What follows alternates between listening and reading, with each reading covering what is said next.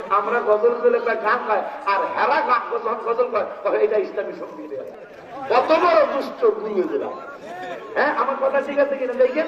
আমরা যখন মাহফিলে একটা গজল বলি নাস্তরি বলি গান কয় আর হেরা তখন গজল কয় এটা ইসলামী সঙ্গীত।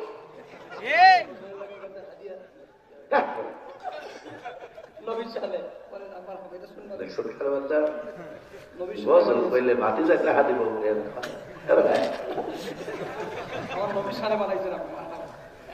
তাইলে কই ভালাই বিবি জুলি খায় বলে দেখে এটা বইতে আসে নাই, এটা নতুন লেখছি।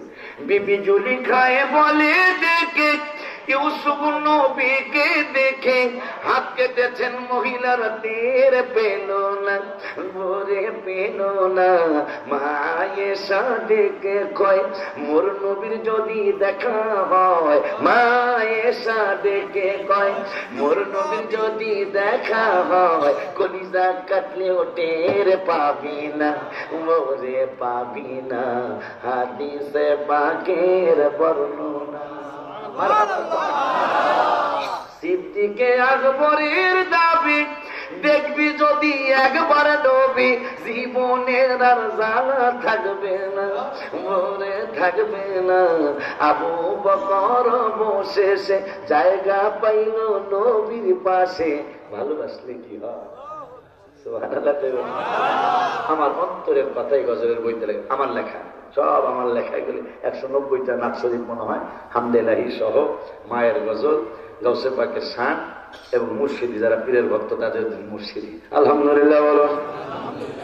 বাবারে আব্বা রাত্র কি সন্ধ্যা না দুপুর এটা কিছু বুঝতেছি না। মানুষ দেখি ভরা তো ভরা বা তারাই তুলে চালাই দেবে না সারা। কিন্তু একটু বিপদ আছে, আমার বিপদ দেখে স্যাক্রিফাইস করতে হবে যাতে বেইজ্জতি না হয়ে যায়। ওখানে যায় একটা বিচার দিয়ে যায়, যদি কারো ক্ষমতা থাকে বিচারটা ছায়া গেলাম, আপনারা বিচারটা করবেন। এরা কি শয়তানি করে করতেছে কিনা সেটা আমি জানি না। নবীগঞ্জ এটা কোন থানা? তাহলে ওইটাও নবীগঞ্জ। নবীগঞ্জ কাটাখালি কি একটা গ্রাম আছে? আছে হ্যাঁ,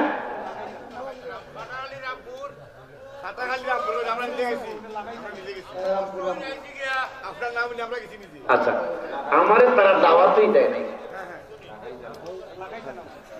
নামি জানে না, এটা নবীগঞ্জ না, এই যে কাটাখালি গ্রাম নবীগঞ্জ শৈলারামপুরের কাছে। আপনাদের সবার কাছে বিচার দিয়ে গেলাম। আল্লাহ আমাকে আমার ভাতিজা জানে গোপনে জিজ্ঞাসা করে দিব। আল্লাহ আমার অনেক ইজ্জত দিছে, কিন্তু এই লোকগুলো আমার ইজ্জত মানলো, কারণ আমি দাওয়াত মিস করি না। ভাতিজারে জিজ্ঞাসা করে দেখবেন, যদি আমাকে কেউ দাওয়াত দেন আপনি নাকের তাল দিয়ে ঘুমায় থাকবেন, ইনশাআল্লাহ হয়তো চলে আসবে। আমাকে নিয়ে দাওয়াত দিয়ে কারোর টেনশন করতে হয় না। আল্লাহ মেহেরবানি। সারা বাংলাদেশে সুনাম, এই একটা সুনাম আছে আমার, অথচ দেখেন কাটাখালীরা আমাকে দাওয়াতই দেয় নাই, আমার কোনো দাওয়াত দেয় নাই আজ পর্যন্ত। তাদের কোনো ফোন নাই। এক মাওলানা আমার ফোন দিচ্ছে, হ্যাঁ মাগরিবের পরের বক্তা, ভাই আমার এলাকায় আপনি আসবেন। তা আমি তো জানি না। আমি বললাম কোথায়?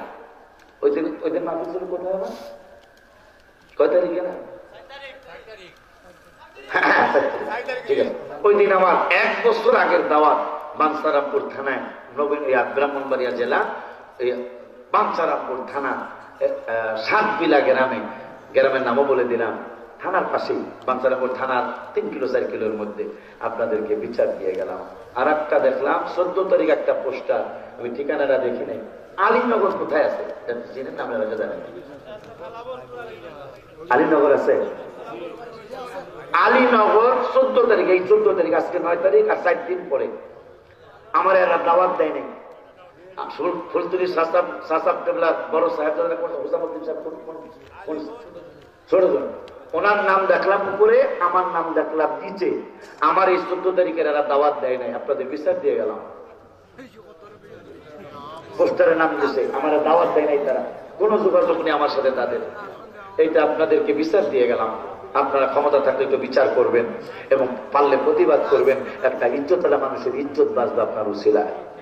কারণ শ্রোতারা তারা জানবে না আমার দাওয়াত দিছে কিনা, ঠিক কিনা? যখন আসবো না তখন বলবে কিছু বড় ভাইরা তো এই কাজটা করে, আমার কিছু বড় ভাই নাম নেওয়ার দরকার নাই। কই বলছে এই ফরিদুল্লাহ হুজুর তো বড় ভাইদের মতন হয়ে গেছে গা, ঠিক বলছি কিনা? আল্লাহ এই দিকটা আমার একটা সুনাম রাখছে, আমি মাহফিল রাখতে আসবো ইনশাআল্লাহ। আব্বা জান্নারে, বাবা জান্নারে, ওই আল্লাহ সুবহানাহু ওয়া তাআলা কুরআনুল কারীমে 9 পারা 16 পৃষ্ঠার মধ্যে রাসূলকে চিনানোর জন্য আল্লাহ ওয়াজ করতেছেন। আমার আল্লাহ বলতেছেন ইয়াসআলুনাকা আনিল আনফাল, হাবিব গো, গনিমতের হুকুমের ব্যাপারে যদি আপনার উম্মতের আপনাকে প্রশ্ন করে যে গনিমতের মালের মালিক কে, এই গনিমতের মালের মালিক যদি রাসূল, আল্লাহর পরে রাসূল হয়, আমার বাবা নেসার মাওলানা যদি কয়, অনেকে শিরকের ফতোয়া দিবেন। আল্লাহ কয় এই শিরকের ফতোয়া দেওয়ার জন্য কাউকে আমি এখতিয়ার দিচ্ছি না, আমি আল্লাহ উত্তর দিচ্ছি কুলিল আনফালু লিল্লাহি ওয়ার রাসূল। বন্ধু আপনি বলে দেন গনিমতের মালের মালিক আল্লাহ এবং আল্লাহর রাসূল। এরপরে এমন একটা হুমকি আল্লাহ দিলেন, ফাত্তাকুল্লাহ। আপনারে এই ফাত্তাকুল্লাহ আল্লাহ অন্য জায়গায় ব্যবহার, একটু পরে ব্যবহার করতে পারতেন। আমার আল্লাহ বললেন ফাত্তাকুল্লাহ মানে আল্লাহকে ভয় করো। আমার আল্লাহ বললেন গনিমতের মালের মালিক আমার হাবিবের মাওলানা নাসার বানাই নাই, মাওলানা ওলিউল্লাহ আশিকি বানাই নাই, কুদরতুল্লাহ মাজহারি বানাই নাই। গনিমতের মালের মালিক আমার হাবিবুল্লাহরে আমি আল্লাহ বানাইছি। ফাত্তাকুল্লাহ, কোন মন্তব্য করবি না, আমি আল্লাহরে ভয় করবি। এখন কারা মানব কথা? এরপরে আল্লাহ বললেন ওয়া আসলিহু যাতা বাইনাকুম। হ্যাঁ, ভুল যাই করছো, যদি এই ব্যাপারে কোনো মন্তব্য কইরা থাকো, আমি আল্লাহর কথার সাথে যদি বিরোধিতা করে থাকো, তাইলে আমি আল্লাহ সুযোগ দিলাম ওয়া আসলিহু যাতা বাইনাকুম, সংশোধন হয়ে যাও, ইসলাহ হয়ে যাও। এরপরে কারা কারা ইসলাহ হইব তাও আল্লাহ কইলেন। এরপরে বললেন নবীর গনিমতের মালের মালিক বানায়া বললেন ফাত্তাকুল্লাহ, আল্লাহরে ভয় করবি, ওয়াসলিহু যাতা বাইনাকুম। এরপরে বললেন তোরা ইসলাহ হয়ে যাবি, সংশোধন হয়ে যাবি যদি ভুল ত্রুটি কইরা থাকো। তারপরে আল্লাহ, এই আবারও বলছি আল্লাহর কথা মানবি, ওয়া রাসূলুহু, এবং রাসূলের কথা মানবি। লাস্টে যায় বললেন কারা কারা মানবি তাও কইয়া দে, মুমিনিন, যদি মুমিন হইয়া থাকো তাইলে আমি আল্লাহর কথা তোমরা মানবা। সুবহানাল্লাহ। এই আকীদা যদি তোমরা মুমিন হইয়া থাকো তাইলে আমার হাবিবের গনিমতের মালিক তোমরা মানবা। সুবহানাল্লাহ। ওই আল্লাহর নবী, এখন এইটার সাথে একটা হাদিস মুবারক মনে হলো। কোরআন থেকে প্রায় 1 ঘন্টা হয়ে গেল রাসূলের শান। আলহামদুলিল্লাহ। তাহলে সুন্নি আলেমরা কি খালি গজলে কয় না কোরআন হাদিসও পড়ে? কথা কোরআন হাদিস কয়নি? আমার আব্বাই কইছে নি? পছন্দ করি, মাওলানা স্যার খুব পছন্দ করি। এখন বর্তমান যে যুগ, বর্তমান যে সময়, এই সময় কোরআন হাদিস লাগবে, নাইলে আমাদের সুন্নি জামাতের ইজ্জত বাঁচবে না। কথা বলেন না কেন বাবা? যত বুঝার তারা, যখন একটা লোক ইউটিউবে বা ক্যাসেটে এই কোরআন হাদিস শুনবে, যদি আল্লাহ তারে বিবেক দিয়ে থাকে, আর আবু জাহেল মানতে হলে তো আর কোনো কথা নেই। যদি আল্লাহ বিবেক দিয়ে থাকে তাইলে সে চিন্তা করবে যে না, রাসূল ছাড়া তো তাইলে উপায় নাই। যেমন আরে মিয়া কেমনে চিনাইতাম, একটু শোনেন তো, এই কথাটা শুনলে আশ্চর্য হবেন ইনশাআল্লাহ। মনে হয়েছে যদি কই, আমার আল্লাহ আল্লাহ নাম নেওয়ার পরে আমার আব্বা বড় একজন আলেম, কলেজের টিচার, আলহামদুলিল্লাহ। কয়েকটা কলেজের টিচার, আলহামদুলিল্লাহ বলুন। আমার আব্বা ভালো আলেম, আরো অনেক আলেম আমি বুঝি তো, অনেকগুলো আলেম প্যান্ডেলে বসে আছে, কারণ স্টেজে এত জায়গা হবে না। আমার ভাইদেরকে সাক্ষী রেখে বলছি, আল্লাহ নাম নেওয়ার পরে জাল্লা জালালুহু, আম্মা নওয়ালুহু, জাল্লা সানাউহু, তাকাদ্দাসা তাসমাউহু, আযমু শানুহু, ওয়ালা ইলাহা গায়রুহু, এটা পড়ার একটা নিয়ম আছে। কিন্তু আমার আল্লাহ এই জাল্লা জালালুহু পড়া ফরজ করলো না, ওয়াজিব করলো না, সুন্নতে মুআক্কাদা করলো না, নফল হিসাবে রাখলেন যে লা ইলাহা ইল্লাল্লাহ পড়ার পরে জাল্লা জালালুহু পড়লে সওয়াব পাবে, না পড়লে কোনো গুনাহ হবে না। আমার নূরের নবীর ব্যাপারে কত কড়াকড়ি সিদ্ধান্ত আমার আল্লাহ নিলেন। সরকারি দল নাই, বিরোধী দল নাই, আল্লাহর সিদ্ধান্ত। এই সিদ্ধান্ত যে আমার নাম নেওয়ার পরে জাল্লা জালালুহু পড়লে পড়ল, না পড়লে কোনো অসুবিধা নাই। কিন্তু আমার হাবিবুল্লাহর নাম মোবারক কোনো জায়গায় নিলে, কোনো জায়গায় শুনলে, কোনো জায়গায় বললে দুরূদ শরীফ পড়া আমি আল্লাহ ওয়াজিবে বানায়া দিলাম। আল্লাহু আকবার। ইয়া রাসূলুল্লাহ, ঘরে ঘরে যাও, কোরআন হাদিসে বাবা কথাটা কি বুঝছেন আপনারা? সিদ্ধান্ত আল্লাহ যে আমার নাম নেওয়ার পরে জাল্লা জালালু পড়লে সওয়াব পাবে, না পড়লে কোনো অসুবিধা নাই। কিন্তু হাবিবের নাম মোবারক নেওয়ার পরে, শোনার পরে দুরূদ শরীফ তোমাকে পড়তেই হবে, না পড়লে গুনাহগার হবে। সৌদি আরব ছিলেন এইরকম কোন ভাই ব্রাদার এখানে আছেন? হাজার হাজার মানুষের মধ্যে সৌদি ছিলেন বা কুয়েত ছিলেন, ভাই ভাই ছিলেন, আরো কেউ আছেন? আর মানে কয়েকটা হাতুটা আমি দেখি, মাশাআল্লাহ অনেক। তাইলে মোটামুটি 20-30 জন পাইছি। ওনাকে এই 30 জনের ওনাকে ছিল সাক্ষী রেখে একটা কথা বলছি।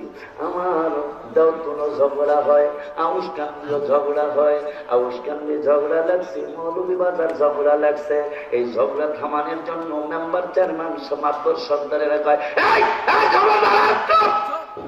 কথা বলেন ঠিক কিনা? মাতবর কয় খবরদার একটা কথাও করবি না, খবরদার একটা কিল মারবি না, ঘুষি মারবি না।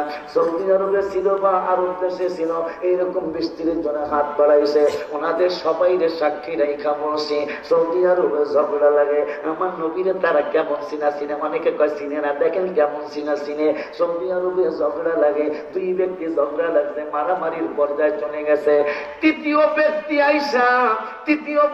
আইসা ঝগড়া থামানোর জন্য সুবহানাল্লাহ কয় না, যে সুবহানাল্লাহ কয় ঝগড়া থেমে যাবে, আল্লাহু আকবার কয় ঝগড়া থেমে যাবে, তা কয় না। ইয়া রাসূলুল্লাহ আল্লাহু আকবার কয় ঝগড়া থেমে যাবে, তা কয় না। আর রহমান আল্লামাল কোরআন সূরা আর রহমান পর ঝগড়া থেমে যাবে, তা কয় না। ইয়াসিনুল কোরআনিল হাকিম এইটা পর ঝগড়া থেমে যাবে, তা কয় না। এই 30 জন সৌদি আরবের ভাইদেরকে সাক্ষী রেখা বলছে, দুইজনে ঝগড়া লাগে, তৃতীয় ব্যক্তি আইসা কয় সাল্লু আলা মুহাম্মদ, রাসূলের উপর দরুদ পড়, ঝগড়া থামিয়া যাবে। কথা ঠিক কিনা ভাই? আহা আহা কি রে সৌদি আরব যে সুবহানাল্লাহ কয় ঝগড়া থামবে, তা কয় না, কয় সাল্লু আলা মুহাম্মদ, রাসূলের উপর দরুদ পড়, ঝগড়া থামবে। নাম হইল আব্দুর রহমান, ইয়া আহমদ, অথচ নাম হইল আব্দুর রহমান, ইয়া মোহাম্মদ, তাও হয় না, অথচ নাম হয়েছে আব্দুল সত্তার। মানে রসুলের তারা ঠিকই ছিলেন, কিন্তু অনেক সময় কিছু বুঝে না, ঠিক কিনা? একটা হাদিসে মুবারকা মনে হলো, কইতাম বাবা, কইতাম গনিমতের মালের মালিক আমার নূরের নবীর আল্লাহ বানাইছে। এখন নূরের নবী সাল্লাল্লাহু আলাইহি ওয়াসাল্লাম কয় উতিতু খামসাত, উতিতু খামসা লাম ইউতাহুন্না হাদান ক্বাবলি, নুসিরতু বিররুবি মাসিরাতা শাহরি। সুবহানাল্লাহ। বুখারী মুসলিম শরীফের হাদিস। আমার মায়ের নবী কয় আমাকে আমার আল্লাহ 105টা জিনিস দান করেছে। এরা কারা? নবীর সাথে তুলনা করতে চায়, ফকির নেবার মানুষ। এরা নবীর মতো বলে, এরা 3 সেকেন্ডের শব্দ দিয়া পুলকিন নামা ঘড়ি থাকলে ধরেন, দেখেন কয় সেকেন্ড লাগে। ঘড়ি আছে নি কারো হাতে? ঘড়ি আছে? ঘড়ি থাকলে একটু ঘড়িটা না, মোবাইলেরটা হবে না, সেকেন্ডের কাটা লাগবে, ঘড়ির কাটা। কুল ইন্নামা আনা বাশারুম মিসলুকুম, দেখেন 3 থেকে 4 সেকেন্ড সময় লাগবে। কিরে পাগলা, 4 সেকেন্ডের শব্দ দিয়া নবীরে তোমার মতো বানাইতে চাও, অথচ তুমি তো কোরআন হাদিস বোঝো নাই। কারণ এই আয়াতের মধ্যেই তো লেখা আমার আল্লাহ নাযিল করেছে ইউহা ইলাইয়া। বাবার কাছে ওহী আসে নাই, আমার ওর বাবা বড় আলেম, আমার ভাইয়ের কাছে ওহী আসে নাই, আমার কাছে ওহী আসে না, কোন পীর মাশায়েখের কাছে ওহী আসে না। আল্লাহ তো জানেন বাটপার একদল হবে, ওই বাটপারের আমার নবীর সাথে তুলনা করতে চাবে, তুলনা কেমনে করবেন আপনি? আপনার আমার কি আছে? যেমন আমি বিবাহ করছি, আমি মহিলা গেলে 4 মাস 10 দিন পরে আমার স্ত্রী অন্য পুরুষের সাথে, যাদের সাথে বিবাহ জায়েজ আছে, তাদের সীতা বিবাহ বসতে পারবে, এটা ফতোয়া। ও বাবা, আমার নবীর স্ত্রীর, আমাদের সকল উম্মতের মা, আমার আল্লাহ ফতোয়া দিলেন 21 পারার 17 পৃষ্ঠার লাস্টের আয়াতে, আন্নাবিয়্যু আওলা বিল মুমিনিনা, নবী জানের চাইতে কাছেই মুমিনদের, এটা বইলা এরপরে ওয়াজওয়াজুহু উম্মাহাতুহু, নবীর স্ত্রীরা সকল উম্মতের মা।